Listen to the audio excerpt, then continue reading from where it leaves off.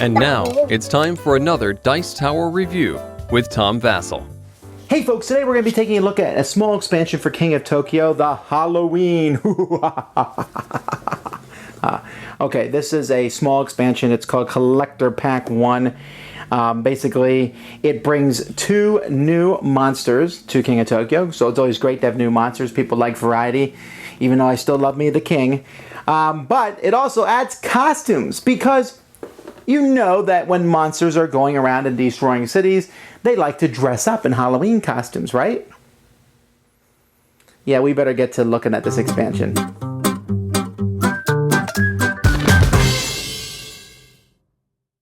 Alright, let's take a look at what comes in the box. First of all, we have some orange dice. Now, these are the dice from the original game.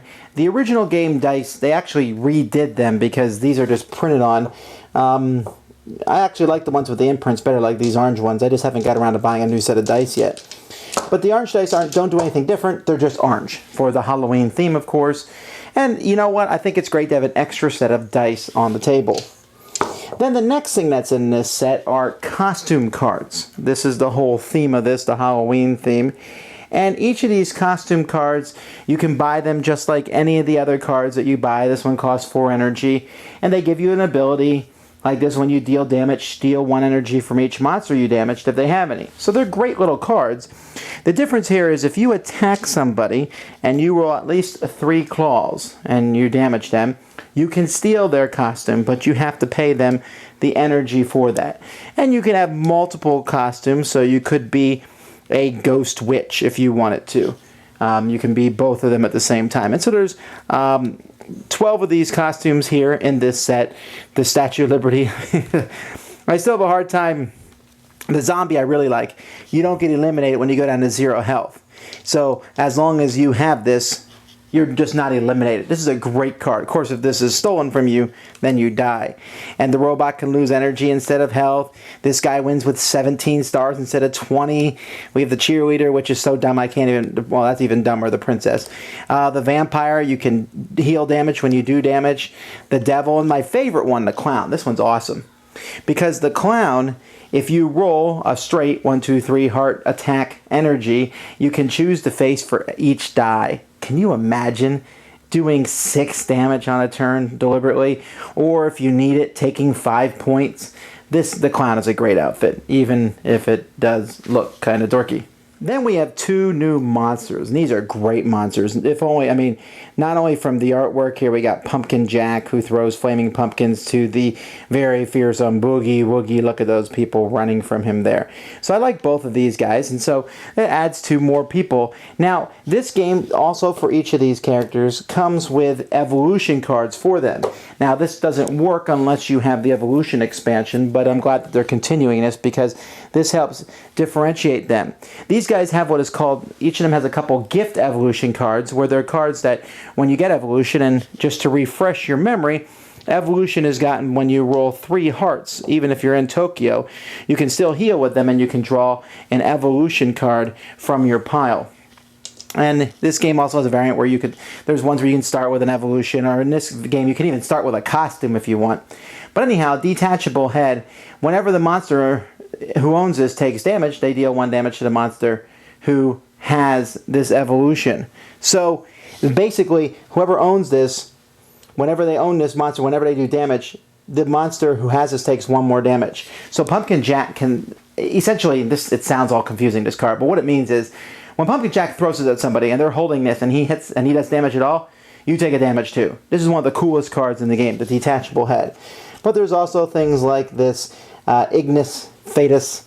Whoever has this gets 1 less reroll. And the way these gift ones work is if the person with the gift one damages someone else, they give that gift evolution to them.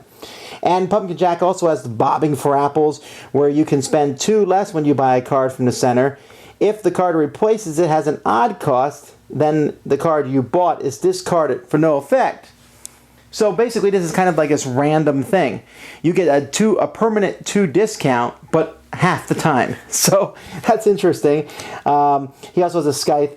This starts with an energy token on this card, and every time you kill one, you get 1 more, and you do extra damage. That is crazy, crazy, crazy fun. So Pumpkin Jack, all his stuff, of course, Halloween candy, Smashing Pumpkin, Feast of Crows. Then we have Boogie Woogie, who also has gift evolution, the worst nightmare. So every time you give this to somebody, at the beginning of their turn, they have to give Boogie Woogie a energy or they take a damage. Great card. Lots of fun. Worse, I Live Under Your Bed. The name of this one is great too.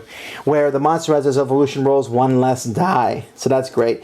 And there's all different things. Worm Invaders, Nightlife, Dusk Ritual, Well of Shadow, Boogie Dance. When you ever roll 4 of a kind, you gain or heal a damage. Hope there's one of Pumpkin Jacks. Trick or Treat, and then Boo! Here you can force someone to get out of Tokyo. Love stuff like this. So, this expansion. Now, if you remember the last expansion, Evolution was an interesting expansion because when I first played it, I was like, it doesn't add much. And as time went by, I liked it more and more. This expansion adds 2 more monsters. I mean, how am I going to be upset about that? I love this. So they could keep adding monsters. It's super fun. Then, especially with the evolution, because the monsters are differentiated. The orange dice, that's great. They aren't needed, but like I said, I like having extra dice, and the orange dice look really cool.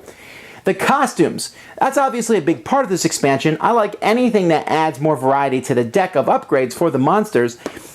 The theme is so dumb it makes my head explode. But then I came to think of it and thought, well, the theme of this game was already kind of dumb anyway. We have giant monsters attacking cities. That doesn't happen, hasn't happened, won't happen. But here we then have them dressing up like ghosts. Well, we're going from one realm of silliness to another. And I've noticed that kids and pretty much everyone I play with finds this expansion hilarious. So I accept its dumbness and just have fun with it. So if you own King of Tokyo, is this expansion worth it? Well, I would get Evolution first, probably. And then definitely, if you're going to get this one, you should have Evolution. But this is a cool one. More dice, more monsters. Not necessary by any means, but cool. And it has a nice thematic flair to it. And I look forward to seeing what else they come out with for King of Tokyo in the future. Thanks so much for watching the Dice Tower videos. Find more great videos and reviews, as well as our top-rated audio podcast at Dicetower.com. You can also find other great shows at Dicetowernetwork.com. I'm Eric Summerer, and you've been watching The Dice Tower. The Dice Tower is sponsored by Cool Stuff Inc., where you can find great games for great prices. Cool stuff in stock. Check them out at CoolStuffInc.com. Shut the door!